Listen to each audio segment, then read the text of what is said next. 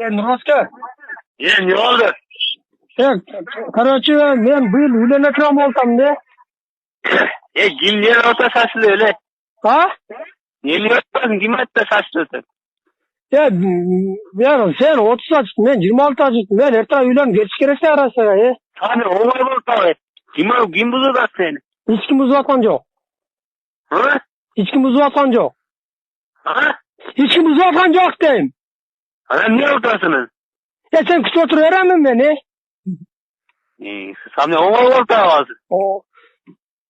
Ben kutma Aybek Tekin'le yakınlığı alıp gelen ben.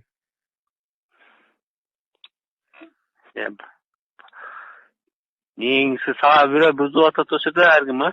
Hiç kim uzatan yok. Ben karasından Geç. ben ağzından az süleşinde özün telefonla ya. Bortur erten. Geç yügedim. Ya sen ben süleşmeyin ben al. Ben al. Yukarıdan ben aytam ben al. Ben alıp gelen de. Geç yüge gel dostum süleşe. Ya ne alayım ben sen kısa otur öğrenmin mi ya? Yüge gel dostum geç. Ya bilmem ben işte boşalsam baran bilmem ben. Niye gel alaysın? İşte boşalsam baran beni. Geç süleşin mi? Bilmem ama saat 10-11'lerde var kalan mı? Niye 10-11? İşte mi ne beni?